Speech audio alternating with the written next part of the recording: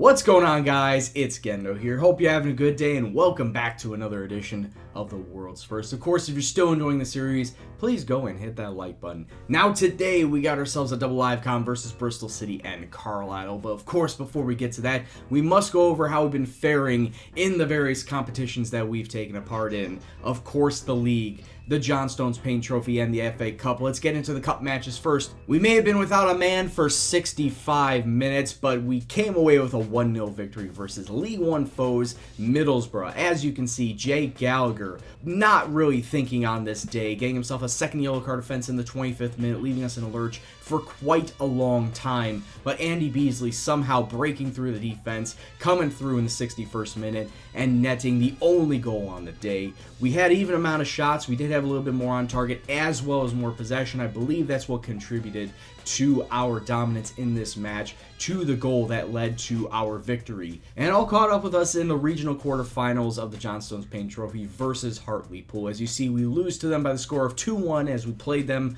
away from home. We got off to a great start, Matthew Lynch in the 26th minute, as well as taking a good number of shots and having the majority of possession, but Hartlepool coming out like a team possessed in the second half, and a quick fire from Aaron Munn 5 minutes in, knotting it up, and then Jake Booth in the 76th putting them ahead, ultimately leading to the final score. But at least we can always get that sweet FA Cup money, am I right? We come away in the first round victors versus Dulwich Hamlet by the final score of 3-2 away from home. We didn't get off to a great start, as Dulwich Hamlet taking the lead within the first 6 minutes thanks to a dumbass penalty. But we then scored 3 unanswered, 2 from Anthony Steer, who's finally picked his form back up, and then Matthew Lynch adding a third in the 35th minute. Dulwich Hamlet making things interesting in the 85th, 5 minutes from time, but we were able to close it down from there to the final whistle. So we're going to be taking on Charlton in the second round, so another League One foe that we need to get past if we want to get more money out of this competition. Will it be tough? Yes, but I'm sure our team is up for the challenge. But then taking a look at the rest of the matches in the league, and good golly miss male, that is a win streak if I ever saw one. 6 straight wins in the league that push us up into second place, and especially wins against first place Yeovil and third place Wickham at the time. Teams that I totally did not think we would get a result against, but we were able to do it. Notts County, the perfect rebound against Crawley Town, a 2-0 victory there. Then 3-1 wins versus Swindon and Oldham. Middlesbrough, once again giving us a little trouble. They did not forget that John Stones match, and we beat them by the same score of 1-0. And then consecutive 3-1s again versus Yeovil and Wickham, using a modified 4-3-3. That's right, a 4-3-3 that I used back in FM15. I wanted to test it out here, see if it still had its potency, and clearly it did still have it. I tried it against Swindon, tried it against Yeovil and Wickham, coming up 3-1 victors all in those matches. I feel like we got ourselves a nice little compliment to the 4-4-2 that I've been running for several years now. So with those 6 wins in a row, that's 18 extra points in the bank, and that moves us up now into the automatic promotion spots. We are second place by virtue of goal difference, as we are level on points with Yeovil. But as you can see, Crawley, Rochdale, Barnsley sitting there with 29 points each. That means they're 6 points behind us, and against Bristol and Carlisle today, I really want to extend that gap. I want to make it so that it's just us and Yeovil at the end of the season sitting at the top, getting promoted into the championship. Of course, there's still more than half a season left. Only time will tell, but let's get into today's matches, starting with Bristol City. So against Bristol City and Carlisle, we're going to have to do this with the most unconventional rosters possible. Look at all that red sitting out there on the bottom. Noah Baba, Ali Bassett, and Andy Beasley out 3 to 4 weeks at least with their injuries, and then Jake Gallagher and Liam Angel being suspended thanks to red card offenses. So this is what the lineup is going to be. We're going to have Jack Bonham in net, Dusab in the right back position. That is not his normal position, mind you. Rowley, Arthur, and Friars make up the rest of the back line. Our mid four will consist of Ameno, Winstanley, Lester, and Jack Steele. And our 2 guys up front, Anthony Steer and Matthew Lynch, the 2 guys who've been really hot as of late. Let's see if they can turn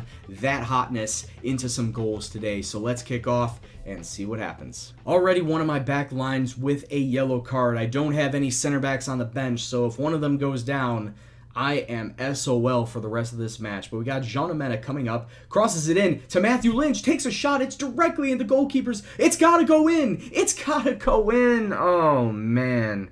That really was a good goalkeeping effort by Bristol City.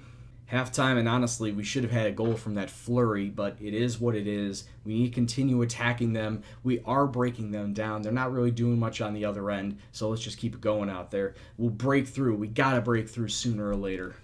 Leicester, out to Jean Amena. He needs some red shirts in the box. Finds Anthony Steer, but there's no real angle for him to take that shot.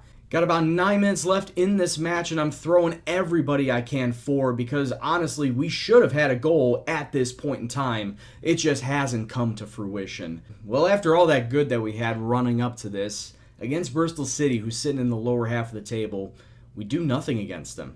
Come away with a 0-0 draw. That's not something I would have expected from this team. But it is what it is. We are still in second. Need to do better versus Carlisle. They're in the same position. And this is the vaunted 4-3-3 I mentioned earlier today, and we're going to use it against Carlisle. And this is how it lines up. Back in FM15, I used an advanced forward alongside 2 false nines. This game, it seems like false nine's the way to go. So I got 3 false nines sitting at the top, which means Rennie Steer and Matthew Lynch, not false nine players. They're going to be playing out of position. Behind them, we got Winstanley and Leicester in the center of the park with the defensive mid in Jake Gallagher. Behind them, the back four is going to be Zeki Friars, Angel Rowley, and Marsh Brown with Jack Bonham sitting in nets. Now, like I said, this has got me 3-3-1 results. Can we see the same here against Carlisle? Well, I don't care if it's 3-1. I just want to win. Let's go out there and see what happens. Free kick, 31 minutes on for Carlisle. Ball falling into the middle of the box, but Marsh Brown there. Not a really good clearance. Dude, you really need to do better than that. Now the ball coming inside. Oh my god, and I'm surprised Bonham didn't even come out for that one. Just stood on his line. 36 minutes gone, just about. We get the ball back. It goes out to Friars, taking it up the wing. There's several red shirts in the box, and it's a penalty kick. Here we go. A foul in the box leads to a penalty, and Matt Lynch stepping to the spot to take this, and can we go up 1-0? He readies it. He goes down the middle, but it's above the goalkeeper, and in the back of the net, it's 1-0 to Sheffield. There you go, boys. As of late, though, before this penalty, we have not had a good number of shots, so we were very fortunate to get the foul here. Lynch, ballsy going down the middle, but we get the goal. And the penalty is the only thing that separates the two teams at halftime. We need to do better ourselves, though, as Carlisle has started to get more of the ball, has started to take more of the shots. So in the second 45, we need to start closing down, clamping down on the opposing offense, and come away with the 3 points here. So let's go back out there. Not going to change much of anything, and let's see how we do. 64 minutes on, ball coming inside, and I thought Carlisle were going to have something there, but we could hit him on a break right now. Lynch through to Steer, red shirts bombing forward. Steer takes a shot from about 30 yards out, and it goes in the far post.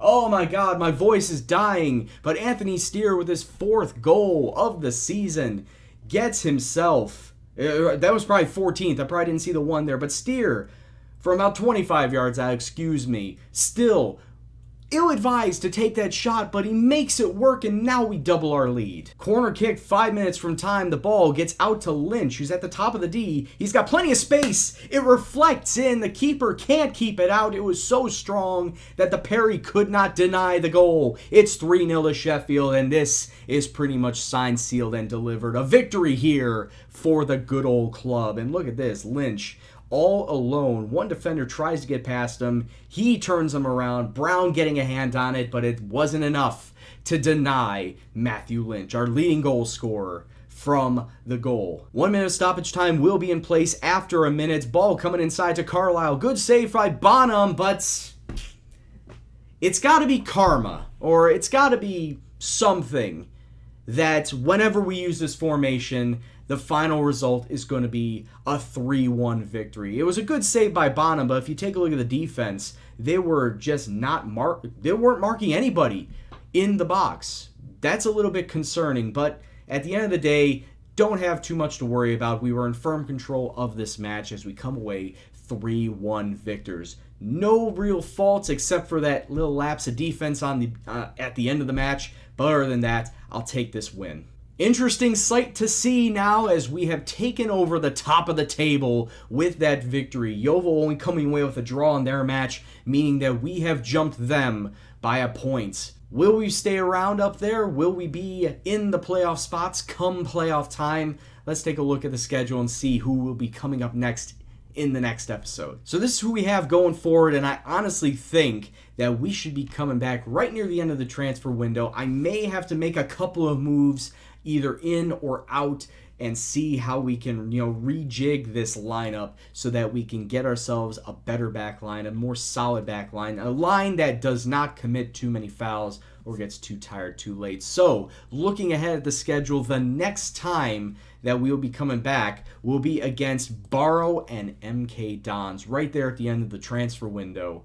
So we'll give you a roundup of what we did in that time, if we did anything, of course, and then how we done in the league thus far. So until that time, I'd like to thank you all very much. Guys, once again, if you like what you saw, please go and hit that like button. It lets me know that you're still interested in the series. And of course, if you're new to the series and new to the channel and like what you see, go and hit that subscribe button.